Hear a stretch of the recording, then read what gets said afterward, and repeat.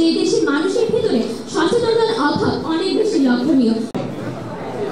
গল্প অনেক আছে যেটা বলা যাবে, কিন্তু একটু এখন আমরা ফর্মাল অনুষ্ঠান এই যাত্রাটি আপনাদের শুরু হলো।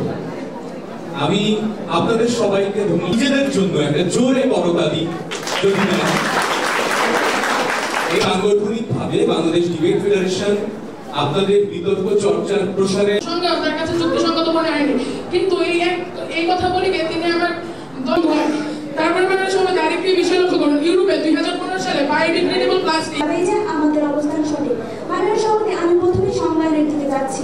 আমি এই পরিবর্তন ইউনাইটেড নেশনসের একটি প্রতিবেদন বিগ প্লাস্টিক পলিউশন কার্যক্রম প্রক্রিয়া এবং পরিস্থিতিতে সর্বতম গুরুত্বপূর্ণ গণমাধ্যম হলো সমাজে অবস্থিত ব্যক্তিবর্গের মধ্যে সংযোগের সাধন। ইলাস্টোমের ইমার্শন থাকায় দেয়াল থাকে ড্যাম্প প্রুফ ফাঙ্গাল মুক্ত। Rainbow paints, the colour of joy. এবং পেপসিকো প্রতিশ্রুতি দেয় 2025 সালের ভিতরে তাদের সমস্যা পরিবেশকে দিনে দিনে মারছে, রাসায়নিক বিক্রিয়া করে পরিবেশ দূষণ করছে। বিনোদনের মাধ্যমে অর্থাৎ নাটকের সাহায্যে আমরা জনসচেতনতা বৃদ্ধি করতে পারি।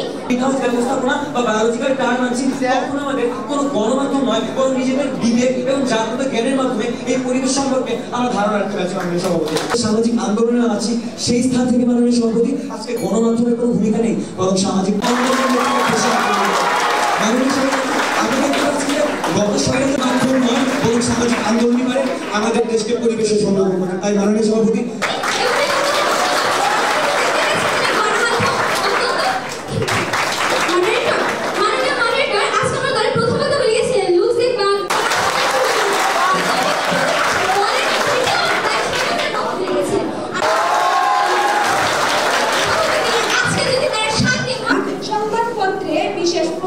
গণমাধ্যমের মাধ্যমে পরিবেশ যোগাযোগ, যেমন টুইটার, ইনস্টাগ্রাম, ফেসবুকের মতো নানা ধরনের সামাজিক মাধ্যম বিভিন্নভাবে শ্রেষ্ঠ বক্তা হয়েছেন সিরাজগঞ্জ পুলিশ লাইন পক্ষ দলের পক্ষে যারা আছেন তারা হ্যাঁ বলুন। উদ্দেশ্য নিয়ে আমরা বাংলাদেশ ডিবেট ফেডারেশনের সঙ্গে যে দূষণটাকে রোধ করার জন্য তৈরি বাংলাদেশ ডিবেট ফেডারেশনকে ধন্যবাদ জানাই, কৃতজ্ঞতা জানাই, বিশেষ করে এই প্রশাসনিক দায়িত্বে কাজ করার সুবাদে।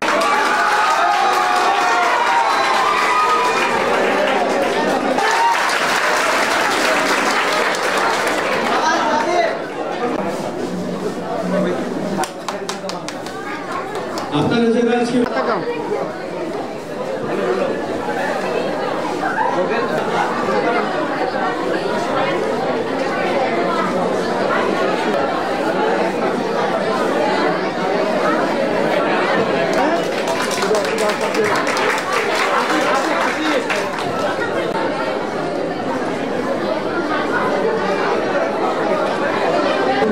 যারা আছেন এবং আমাদের সম্মানিত শিক্ষকবৃন্দ যারা আছেন, ছবি তুলে অর্গানাইজার ভলান্টিয়ার যারা আছেন, সিরাজগঞ্জ, নারায়ণগঞ্জ কিন্তু কক্সবাজার নয়, ওদের ভবিষ্যতে এবং সিরাজগঞ্জবাসীর জন্য বিদ্যার্থীদের জন্য একটা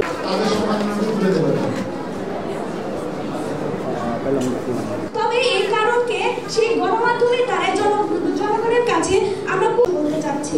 সেক্ষেত্রে আপনি আইন মনে করেন সরকার যে কোনো দূষণ বিরোধী আইন, সেক্ষেত্রে আমরা সবাই জানি আমাদের কাছে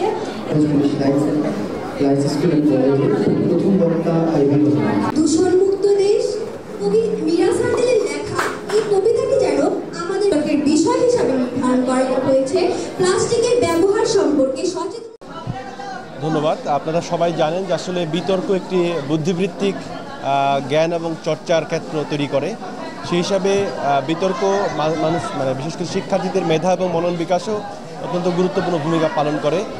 এই পর্যায়ে আমাদের এই সিরাজগঞ্জের আজকের যে আয়োজন ছিল অত্যন্ত সাফল্যমণ্ডিত একটি আয়োজন আমি মনে করি, এবং এর মধ্য দিয়ে আমাদের এই সিরাজগঞ্জে যারা শিক্ষার্থী তাদের এই বিতর্ক চর্চার ক্ষেত্রে আমি মনে করি যে একটি অনুপ্রাণিত করার মতো একটি প্রতিযোগিতা আজকে এখানে আয়োজন করা হয়েছে। আজকের এই বিডিএফের আয়োজিত এই বিতর্ক অনুষ্ঠান আজকে আমাদের মূলত বিষয় ছিল পরিবেশ সম্পর্কে, অর্থাৎ প্লাস্টিকের সচেতনতা সম্পর্কে কীভাবে জনগণকে মানে সাবধান করা যায়, সেটি কিভাবে করা যায়, গণমাধ্যম দ্বারা কিনা, এটি হচ্ছে আমাদের মূলত বিষয় ছিল। তার বিপক্ষে অবস্থান করে মানে আইনের নীতিমালাকে আমরা মূলত প্রধান কারণ হিসেবে দায়ী করে মানে চ্যাম্পিয়ন হতে পেরেছি। আর এইরকম একটি অ্যারেঞ্জমেন্টের বিতর্ক সাধারণভাবে খুব সুন্দর থাকে এবং আজকে সিরাজগঞ্জের যতগুলো বিতর্ক প্রতিযোগিতা হয়েছে তার ভেতর 14টি অংশগ্রহণের মধ্যে 12টির ফাইনালে যে 11টি হার ছিল আমার, আজকে এই নিয়ে হচ্ছে দ্বিতীয় জয় ফাইনালের, প্রত্যেকবার রানার্স আপ ছিলাম। তো আমি সেই দিক থেকে আজকে অনেক বেশি খুশি। বিডিএফকে অনেক অনেক ধন্যবাদ যে এত সুন্দরভাবে আমাদের একটি বিতর্কের অ্যারেঞ্জমেন্টটি করেছে, যার ফলে আমরা অনুপ্রাণিত হয়েছি। সিরাজগঞ্জ পুলিশ লাইন্সের পক্ষ থেকে বিডিএফকে অসংখ্য ধন্যবাদ। আজকে আসলে যে অর্জনটা আমরা করেছি সেটি আমাদের কাছে অনেক বড় একটি পাওয়া। আর শেহজাদ যে কথাটি বলল যে আমরা 12টি ফাইনাল রাউন্ডে যেতে পেরেছিলাম, কিন্তু আমরা প্রতিবারই রানার্স আপ হয়েছি, তার মধ্যে এই নিয়ে 2বার আমরা জয়ী হলাম। তো আজকের অনুভূতিটা খুবই ভালো, যা কি বলে বোঝাতে পারবো না। আজকে আমরা যখন বিতর্ক করছিলাম তখন মনে হচ্ছিল আমরা যখন বিতর্ক করছি আমাদের ভবিষ্যতে যখন আমরা সাধারণ জ্ঞানের কোনোই করতে পারবো, আমরা অনেক ধরনের তথ্য পাই বিতর্ক করতে গেলে। আমার মনে হয় এরকম বিতর্ক প্রায় হওয়াই উচিত, কারণ এর মাধ্যমে আমরা মেধা বিকাশ করতে পারি এবং আমাদের চিন্তাধারার কিছু সৃজনশীল ভাবনা তৈরি করতে পারি। আজকে বিতর্ক প্রতিযোগিতা করতে আমাদের খুবই ভালো লেগেছে। এ ধরনের প্রতিযোগিতা যদি পরবর্তীতে আরও হয়, সেক্ষেত্রে আমাদের মেধার বিকাশ অত্যন্ত খুব ভালোভাবে সেটা মানে মেধার বিকাশটা হতে পারবে। সেক্ষেত্রে বিজয়ী হওয়াটা বড় ব্যাপার না, সেক্ষেত্রে অংশগ্রহণ করার ক্ষেত্রটা আমি মুখ্য বলে মনে করছি। কেননা এই বিতর্কে অংশগ্রহণ করতে পেরে আমি অনেক কিছু শিখতে পেরেছি। এই শুধু আমাদের দেশে আমি সীমাবদ্ধ ছিলাম না, বাইরের দেশ সম্পর্কে আমি বিভিন্ন ধরনের তথ্যপত্র শিখতে পেরেছি এবং জানতে পেরেছি।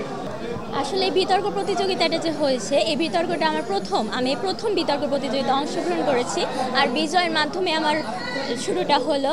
তো ধন্যবাদ জানাবো সবাইকে, তো খুশি অনেক। আমার দলকে ধন্যবাদ জানাচ্ছি, আমার প্রতিষ্ঠানকে ধন্যবাদ জানাচ্ছি, আর আমার দলকে সবাইকে ধন্যবাদ জানাচ্ছি। আজকে অনেক খুশি।